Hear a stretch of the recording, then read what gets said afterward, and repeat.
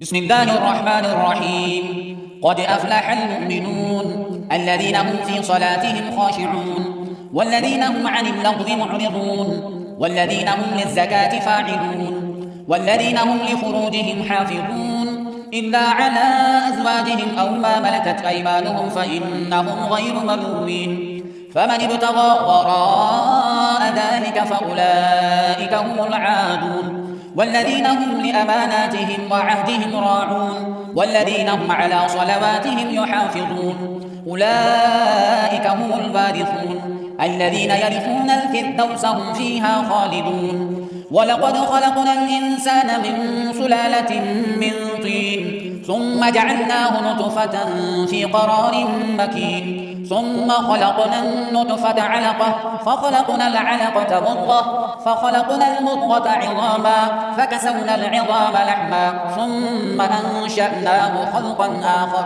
فتبارك الله أحسن الخالقين. ثم إنكم بعد ذلك لميتون ثم إنكم يوم القيامة تبعثون. ولقد خلقنا فوقكم 7 طرائق وما كنا عن الخلق غافلين وأنزلنا من السماء ماء بقدر فأسكناه في الأرض وإنا على ذهاب به لقادرون. فأنشأنا لكم به جنات من نخيل وأعناب لكم فيها فواكه كثيرة ومنها تأكلون وشجرة تخرج من طور سيناء تنبت بالدهن وصبغ للآكلين. وإن لكم في الأنعام لعبرة نسقيكم مما في بطونها ولكم فيها منافع كثيرة ومنها تأكلون وعليها وعلى الفلك تحملون. ولقد أرسلنا نوحا إلى قومه فقال يا قوم اعبدوا الله ما لكم من إله غيره أفلا تتقون. فقال الملأ الذين كفروا من قومه ما هذا إلا بشر مثلكم يريد أن يتفضل عليكم ولو شاء الله لأنزل ملائكة ما سمعنا بهذا في آبائنا الأولين إن هو إلا رجل به جنة فتربصوا به حتى حين. قال رب انصرني بما كذبون. فأوحينا إليه أن اصنع الفلك بأعيننا ووحينا فإذا جاء أمرنا وفارت النور فاسلك فيها من كل زوجين 2 وأهلك إلا من سبق عليه القول منهم ولا تخاطبني في الذين ظلموا إنهم مغرقون. فإذا استويت أنت ومن معك على الفلك فقل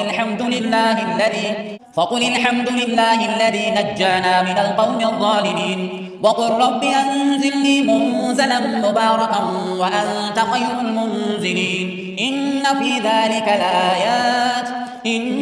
ذلك لآيات وإن كنا لمبتلين. ثم أنشأنا من بعدهم قرنا آخرين فأرسلنا فيهم رسولا منهم أن اعبدوا الله ما لكم من إله غيره أفلا تتقون. وقال الملأ من قومه الذين كفروا وكذبوا بلقاء الآخرة وأترفناهم في الحياة الدنيا ما هذا إلا بشر مثلكم يأكل مما تأكلون منه ويشرب مما تشربون ولئن أطعتم بشرا مثلكم إنكم إذا لخاسرون. أيعدكم أنكم إذا متم وكنتم ترابا وعظاما أنكم مخرجون هيهات هيهات لما توعدون. إن هي إلا حياتنا الدنيا نموت ونحيا وما نحن بمبعوثين. إن هو إلا رجل افترى على الله كذبا وما نحن له بمؤمنين. قال رب انصرني بما كذبون. قال عما قليل لا يصبحن نادمين. فأخذتهم الصيحة بالحق فجعلناهم غثاء فبعدا للقوم الظالمين. ثم أنشأنا من بعدهم قرونا آخرين ما تسبق من أمة أجلها وما يستأخرون. ثم أرسلنا رسلنا تترى كلما جاء أمة رسولها كذبوه فأتبعنا بعضهم بعضا وجعلناهم أحاديث فبعدا لقوم لا يؤمنون. ثم أرسلنا موسى وأخاه هارون بآياتنا وسلطان مبين إلى فرعون وملئه فاستكبروا وكانوا قوما عالين فقالوا أنؤمن لبشرين مثلنا وقومهما لنا عابدون فكذبوهما فكانوا من المهلكين ولقد آتينا موسى الكتاب لعلهم يهتدون وجعلنا ابن مريم وأمه آية وآويناهما إلى ربوة ذات قرار ومعين يا أيها الرسل كلوا من الطيبات واعملوا صالحا إني بما تعملون عليم وإن هذه أمتكم أمة واحدة وأنا ربكم فاتقون فتقطعوا أمرهم بينهم زبرا كل حزب بما لديهم فرحون فذرهم في غمرتهم حتى حين أيحسبون أن ما نمدهم به من مال وبنين نسارع لهم في الخيرات بل لا يشعرون إن الذين هم من خشية ربهم مشفقون والذين هم بآيات ربهم يؤمنون والذين هم بربهم لا يشركون والذين يؤتون ما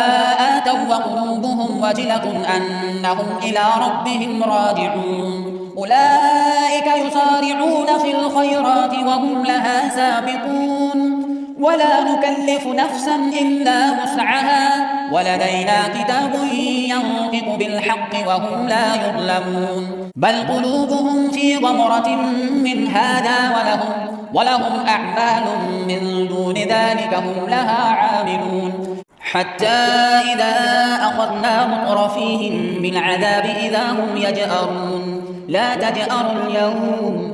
تجأروا اليوم إنكم منا لا تنصرون قد كانت آياتي تتلى عليكم فكنتم على أعقابكم تنكصون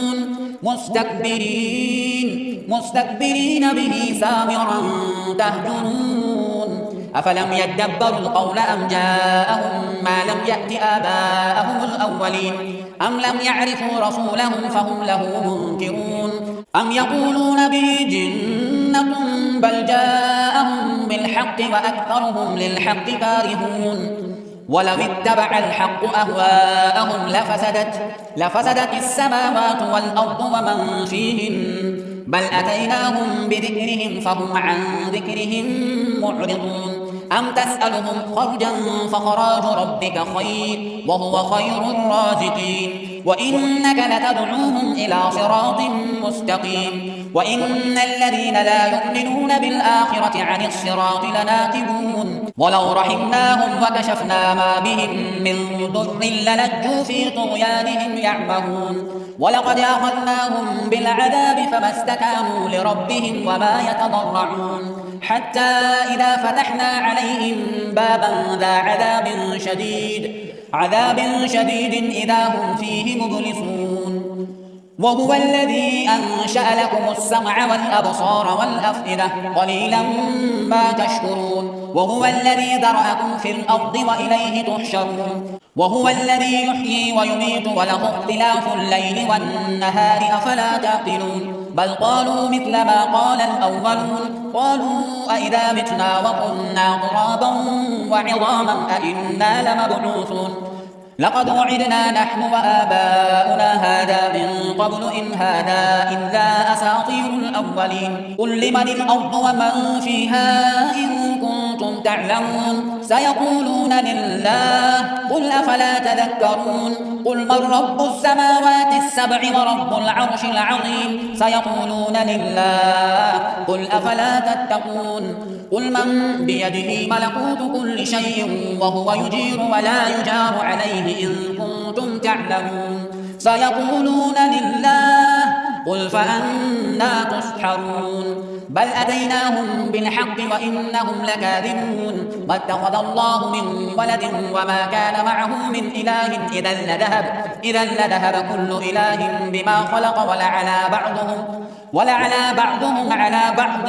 سبحان الله عما يصفون عالم الغيب والشهادة فتعالى عما يشركون قل رب إما تريني ما يوعدون رب فلا تجعلني في القوم الظالمين وإنا على أن نريك ما نعدهم لقادرون ادفع بالتي هي أحسن السيئة نحن أعلم بما يصفون وقل رب أعوذ بك من همذات الشياطين وأعوذ بك رب أن يحضرون حتى إذا جاء أحدهم الموت قال رب ارجعون لعلي أعمل صالحا فيما ترك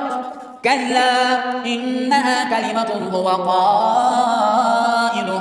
ومن ورائهم برزخ إلى يوم يبعثون فإذا نفخ في الصور فلا أنساب بينهم يومئذ ولا يتساءلون فمن ثقلت موازينه فأولئك هم المفلحون ومن خفت موازينه فأولئك الذين خسروا أنفسهم في جهنم خالدون تلفح وجوههم النار وهم فيها كالحون ألم تكن آياتي تتلى عليكم فكنتم بها تكذبون قالوا ربنا غلبت علينا شقوتنا وكنا قوما ضالين ربنا أخرجنا منها فإن عدنا فإنا ظالمون قال اخسئوا فيها ولا تكلمون إنه كان فريق من عبادي يقولون ربنا آمنا فاغفر لنا وارحمنا وأنت خير الراحمين فاتخذتموهم سخريا حتى أنسوكم ذكري وكنتم منهم تضحكون إني جزيتهم اليوم بما صبروا أنهم هم الفائزون قال كم لبثتم في الأرض عدد سنين قالوا لبثنا يوما أو بعض يوم فاسأل العادين قال إن لبثتم إلا قليلا لو أنكم كنتم تعلمون أفحسبتم أنما خلقناكم عبثا وأنكم إلينا لا ترجعون فتعالى الله الملك الحق لا إله إلا هو رب العرش الكريم ومن يدع مع الله إلها آخر لا برهان له به فإنما حسابه عند ربه إنه لا يفلح الكافرون وقل رب اغفر وارحم وأنت خير الراحمين بسم الله الرحمن الرحيم سورة أنزلناها وفرضناها وأنزلنا فيها آيات بينات لعلكم تذكرون الزانية والزاني فاجلدوا كل واحد منهما 100 جلدة ولا تأخذكم بهما رأفة في دين الله إن كنتم تؤمنون بالله واليوم الآخر وليشهد عذابهما طائفة من المؤمنين الزاني لا ينكح إلا زانية أو مشركة والزانية لا ينكحها إلا زان أو مشرك وحرم ذلك على المؤمنين والذين يرمون المحصنات ثم لم يأتوا ب4 شهداء فاجلدوهم 80 جلدة ولا تقبلوا لهم شهادة أبدا وأولئك هم الفاسقون إلا الذين تابوا من بعد ذلك وأصلحوا فإن الله غفور رحيم والذين يرمون أزواجهم ولم يكن لهم شهداء إلا أنفسهم فشهادة أحدهم 4 شهادات بالله إنه لمن الصادقين والخامسة أن لعنة الله عليه إن كان من الكاذبين ويدرأ عنها العذاب أن تشهد 4 شهادات بالله إنه لمن الكاذبين والخامسة أن غضب الله عليها إن كان من الصادقين ولولا فضل الله عليكم ورحمته وأن الله تواب حكيم إن الذين جاءوا بالإفك عصبة منكم لا تحسبوه شرا لكم بل هو خير لكم لكل امرئ منهم ما اكتسب من الإثم والذي تولى كبره منهم له عذاب عظيم لولا إذ سمعتموه ظن المؤمنون والمؤمنات بأنفسهم خيرا وقالوا هذا إفك مبين لولا جاءوا عليه بأربعة شهداء فإذ لم يأتوا بالشهداء فأولئك عند الله هم الكاذبون ولولا فضل الله عليكم ورحمته في الدنيا والآخرة لمسكم فيما أفضتم فيه عذاب عظيم إذ تلقونه بألسنتكم وتقولون بأفواهكم ما ليس لكم به علم وتحسبونه هينا وهو عند الله عظيم ولولا إذ سمعتموه قلتم ما يكون لنا أن نتكلم بهذا سبحانك هذا بهتان عظيم يعظكم الله أن تعودوا لمثله أبدا إن كنتم مؤمنين ويبين الله لكم الآيات والله عليم حكيم إن الذين يحبون أن تشيع الفاحشة في الذين آمنوا لهم عذاب أليم في الدنيا والآخرة والله يعلم وأنتم لا تعلمون ولولا فضل الله عليكم ورحمته وأن الله رؤوف رحيم يا أيها الذين آمنوا لا تتبعوا خطوات الشيطان ومن يتبع خطوات الشيطان فإنه يأمر بالفحشاء والمنكر ولولا فضل الله عليكم ورحمته ما زكى منكم من أحد أبدا ولكن الله يزكي من يشاء والله سميع عليم ولا يأتل أولو الفضل منكم والسعة أن يؤتوا أولي القربى والمساكين والمهاجرين في سبيل الله وليعفوا وليصفحوا ألا تحبون أن يغفر الله لكم والله غفور رحيم إن الذين يرمون المحصنات الغافلات المؤمنات لعنوا في الدنيا والآخرة ولهم عذاب عظيم يوم تشهد عليهم ألسنتهم وأيديهم وأرجلهم بما كانوا يعملون يومئذ يوفيهم الله دينهم الحق ويعلمون أن الله هو الحق المبين الخبيثات للخبيثين والخبيثون للخبيثات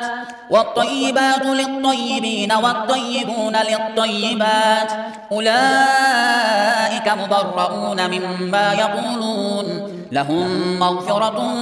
ورزق كريم يا أيها الذين آمنوا لا تدخلوا بيوتا غير بيوتكم حتى تستأنسوا وتسلموا على أهلها ذلكم خير لكم لعلكم تذكرون فإن لم تجدوا فيها أحدا فلا تدخلوها حتى يؤذن لكم وإن قيل لكم ارجعوا فارجعوا وأزكى لكم والله بما تعملون عليم ليس عليكم جناح أن تدخلوا بيوتا غير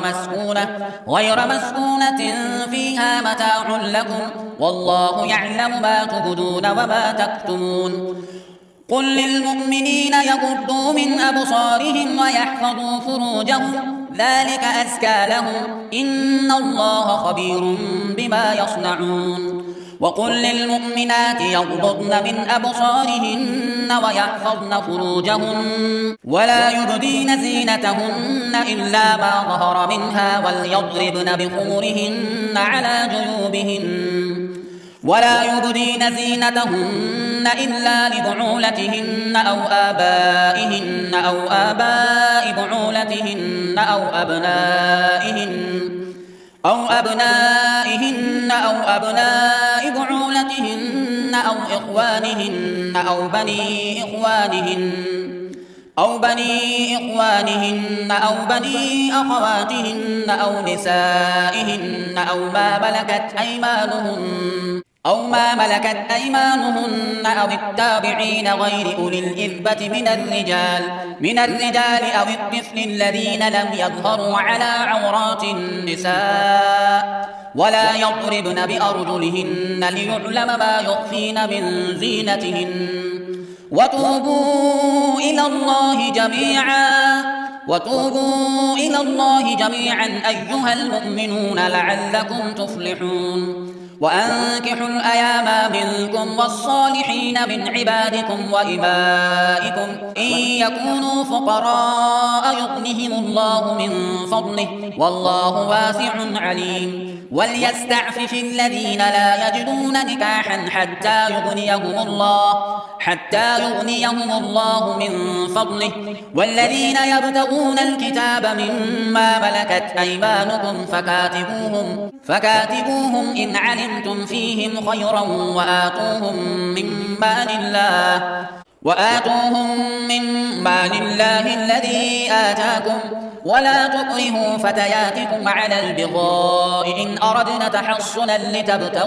لتبتغوا عرض الحياة الدنيا ومن يكرههن فإن الله من بعد إكراههن غفور رحيم ولقد أنزلنا إليكم آيات مبينات ومثلا من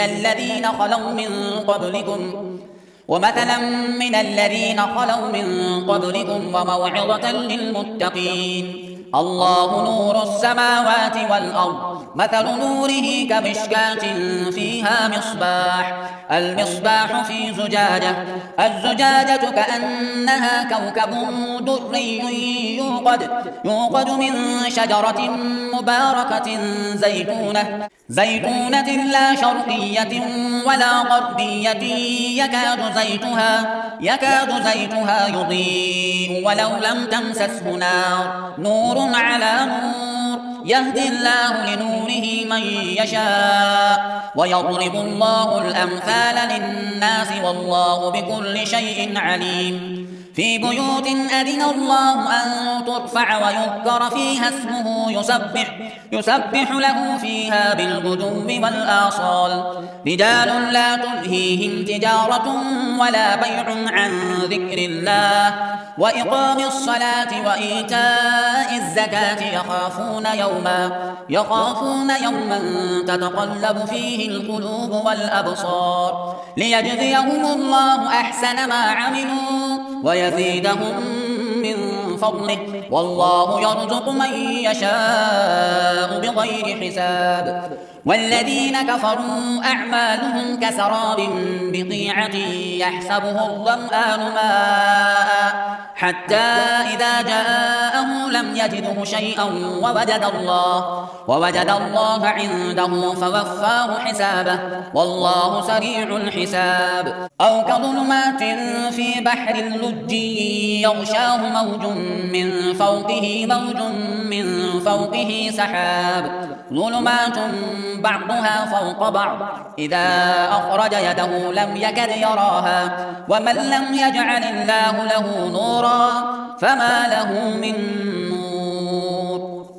ألم تر أن الله يسبح له من في السماوات والأرض والطير الصافات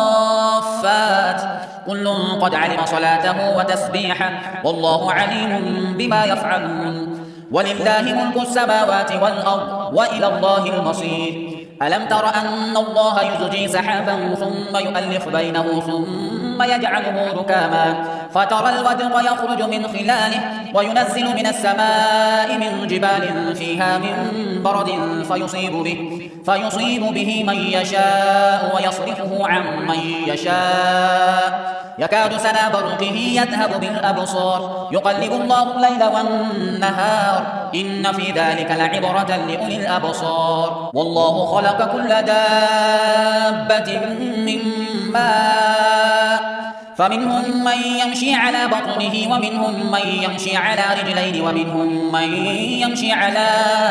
4 يخلق الله ما يشاء إن الله على كل شيء قدير لقد أنزلنا آيات مبينات والله يهدي من يشاء إلى صراط مستقيم ويقولون آمنا بالله وبالرسول وأطعنا ثم يتولى فريق منهم من بعد ذلك وما أولئك بالمؤمنين وإذا دعوا إلى الله ورسوله ليحكم بينهم إذا فريق منهم معرضون وإن يكن لهم الحق يأتوا إليه مذعنين أفي قلوبهم مرض أم ارتابوا أم يخافون أن يحيف الله عليهم ورسوله بل أولئك هم الظالمون إنما كان قول المؤمنين إذا دعوا إلى الله ورسوله ليحكم بينهم أن يقولوا سمعنا وأطعنا وأولئك هم المفلحون ومن يطع الله ورسوله ويخشى الله ويتقه فأولئك هم الفائزون وأقسموا بالله جهد أيمانهم لئن أمرتهم ليخرجن قل لا تقسموا طاعة معروفة إن الله خبير بما تعملون قل أطيعوا الله وأطيعوا الرسول فإن تولوا فإنما عليه ما حمل وعليكم ما حملتم وإن تطيعوه تهتدوا وما على الرسول إلا البلاغ المبين وعد الله الذين آمنوا منكم وعملوا الصالحات ليستخلفنهم في الأرض كما استخلف الذين من قبلهم وليمكنن لهم دينهم الذي ارتضى لهم وليبدلنهم من بعد خوفهم أمنا يعبدونني لا يشركون بي شيئا ومن كفر بعد ذلك فأولئك هم الفاسقون وأقيموا الصلاة وآتوا الزكاة وأطيعوا الرسول لعلكم ترحمون لا تحسبن الذين كفروا معجزين في الأرض ومأواهم النار ولبئس المصير يا أيها الذين آمنوا ليستأذنكم الذين ملكت أيمانكم والذين لم يبلغوا الحلم منكم 3 مرات من قبل صلاة الفجر وحين تضعون ثيابكم من الظهيرة ومن بعد صلاة العشاء 3 عورات لكم ليس عليكم ولا عليهم جناح بعدهم توافون عليكم بعضكم على بعض كذلك يبين الله لكم الآيات والله عليم حكيم وإذا بلغ الأطفال منكم الحلم فليستأذنوا كما استأذن الذين من قبلهم كذلك يبين الله لكم آياته والله عليم حكيم والقواعد من النساء اللاتي لا يرجون نكاحا فليس عليهن جناح أن يضعن ثيابهن غير متبرجات بزينة وأن يستعففن خير لهن والله سميع عليم ليس على الأعمى حرج ولا على الأعرج حرج ولا على المريض حرج ولا على أنفسكم أن تأكلوا من بيوتكم أو بيوت آبائكم أو بيوت أمهاتكم أو بيوت إخوانكم أو بيوت أخواتكم أو بيوت أعمامكم أو بيوت عماتكم أو بيوت أخوالكم أو بيوت خالاتكم أو ما ملكتم مفاتحه أو صديقكم ليس عليكم جناح أن تأكلوا جميعا أو أشتاتا فإذا دخلتم بيوتا فسلموا على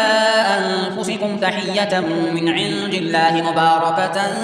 طيبة كذلك يبين الله لكم الآيات لعلكم تعقلون إنما المؤمنون الذين آمنوا بالله ورسوله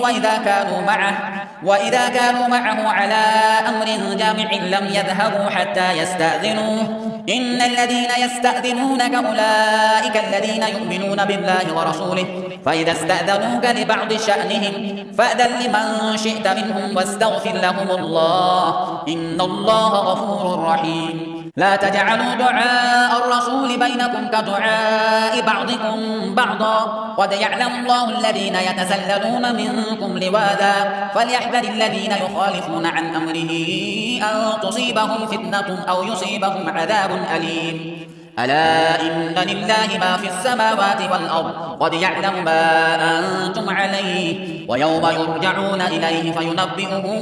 بما عملوا والله بكل شيء عليم بسم الله الرحمن الرحيم تبارك الذي نزل الفرقان على عبده ليكون للعالمين نذيرا الذي له ملك السماوات والأرض ولم يتخذ ولدا ولم يكن له شريك في الملك وخلق كل شيء فقدره تقديرا واتخذوا من دونه آلهة لا يخلقون شيئا وهم يخلقون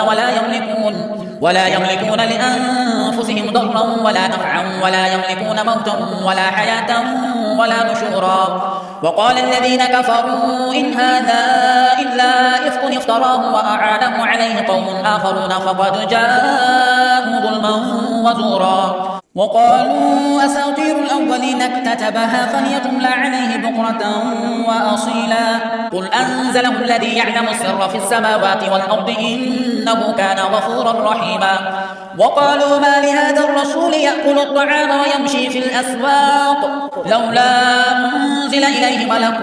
فيكون معه نذيرا أو يلقى إليه كنز أو تكون له جنة يأكل منها وقال الظالمون إن تتبعون إلا رجلا مسحورا انظر كيف ضربوا لك الأمثال فضلوا فلا يستطيعون سبيلا تبارك الذي إن شاء جعل لك خيرا من ذلك جنات تجري من تحتها الأنهار ويجعل لك قصورا بل كذبوا بالساعة وأعتدنا لمن كذب بالساعة سعيرا إذا رأتهم من مكان بعيد سمعوا لها تغيظا وزفيرا وإذا ألقوا منها مكانا ضيقا مقرنين دعوا هنالك ثبورا لا تدعوا اليوم ثبورا واحدا وادعوا ثبورا كثيرا قل أذلك خير أم جنة الخلد التي وعد المتقون كانت لهم جزاء ومصيرا لهم فيها ما يشاءون خالدين كان على ربك وعدا مسئولا ويوم يحشرهم وما يعبدون من دون الله فيقول أأنتم أضللتم عبادي هؤلاء أم هم ضلوا السبيل قالوا سبحانك ما كان ينبغي لنا أن نتخذ من دونك من أولياء ولكن متعتهم وآباءهم حتى نسوا الذكر وكانوا قوما بورا فقد كذبوكم بما تقولون فما تستطيعون صرفا ولا نصرا ومن يظلم منكم نذقه عذابا كبيرا وما أرسلنا قبلك من المرسلين إلا إنهم ليأكلون الطعام ويمشون في الأسواق وجعلنا بعضكم لبعض فتنة أتصبرون وكان ربك بصيرا.